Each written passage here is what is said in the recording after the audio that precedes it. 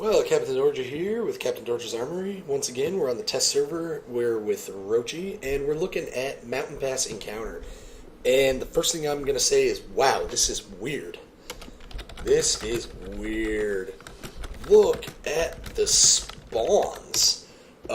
Yeah, green team spawning here and here. Red team spawning here and here. That's going to be really odd.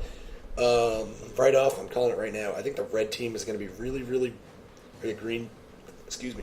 team.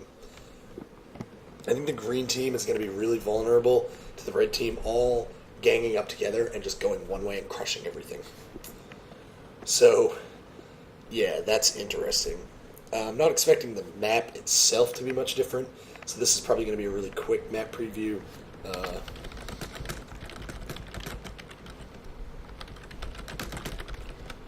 So, I mean, really, it's almost just down to, like, base locations and whatnot. So, there's Rochi. He's right here already. And, yeah, I don't know about these base locations, man. This is weird. This is really weird. So, I'm thinking what the green team is going to have to do.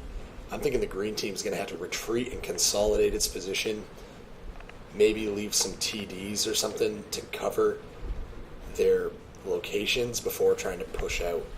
Now, here's some weird stuff about the base. Look where it is.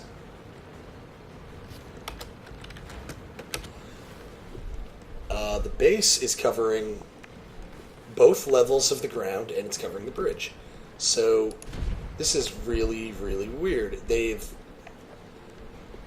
done something really interesting with this map. It's either going to work very, very well, I think, or it's going to work very, very badly.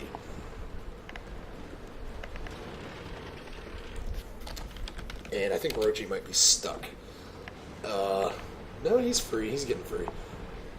So, yeah, I'm kind of wondering if, for the green team, it might almost be better to retreat down the ice road to, like, here and here, consolidate their team, and then counter push.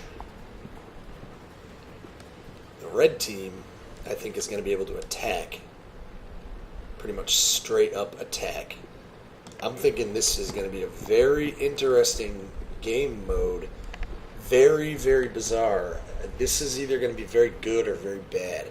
Now, the other reason why I say it's going to be either very good or very bad is because of the location of the base. I'm going to drive up the 9 line, and I'm going to drive into the middle. We're going to look at some of the ways you can capture the base. First off, you can capture the base down in the water, where I just was, and where Rochi dropped in, and I thought he got stuck. But you can also see that the lines denoting the base were going up onto the hills, and Rochi was actually capturing the base from the bridge. I mean, the bridge is a bridge, and it's very exposed from every direction. So obviously,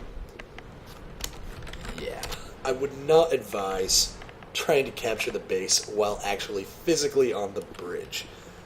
But what I'm thinking might be very possible, maybe not very possible, but what I'm thinking might be potentially an option, is to actually capture the base from either end of the bridge.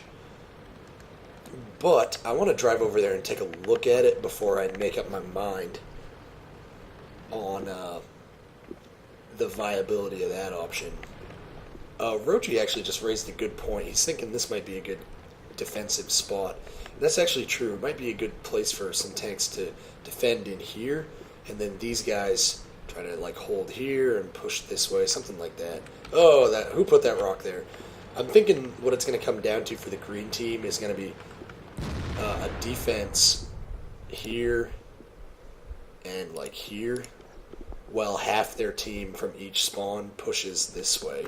I'm thinking that's going to be a key component for the green team, because then they'll have control of both bridge ends and they'll have control of the water. And if they have control of the water and they have control of both bridge ends, there'll be no way to get to the cap. But for the red team, I think what their best option is going to be to push both, like everything one direction and just crush an entire flank. So we can see the base you can be capturing the base from up here, but you're real exposed right here. You're exposed to fire from down there. You're exposed to fire from down there. You're exposed to fire from over there. You're exposed to fire from back there. So I don't think capturing the base from the bridge level is going to be a very viable option, really. I don't think. It's too open. It's just too exposed. Actual capture points are probably going to be down in the water, and we'll drop down into the water in a second to take a look at what I mean.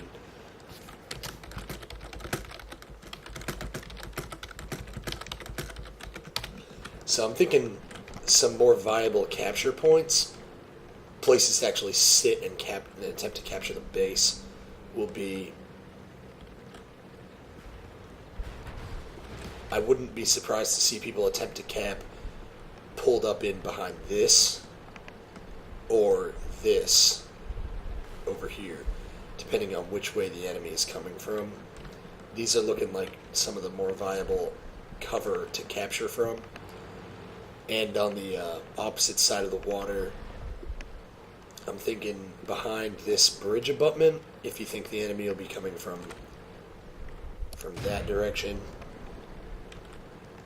It looks like behind this bridge abutment will be one of the sort of capture locations. Or if you think the enemy will be coming from that way, probably behind this rock right here. Maybe even a little bit. Maybe if you have more than one person, you can get one guy, something like an E75, something that can side scrape. You could probably side scrape this rock while somebody else actually did the capping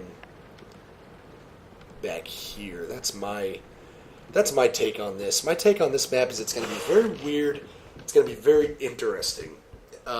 I think it has potential to be pretty cool, but it could also be a nightmare. Oh man, I don't know what to think of this map. So I think that's really about it for this. So this one I'm definitely going to reserve judgment on when it actually happens. So until such a time, I think that's going to be it for my map previews. So this is Captain Dorja, and just remember, guys, you can never have enough big guns. But I'm going to try and get Rochi to jump on me just because that's funny. So we're going to just keep recording. Yeah. So, kaboom! I'm still alive. Oh, he's still alive too. Dang it. Well, he wins. Alright. Until next time, guys. I hope that was pretty cool. Alright, peace out.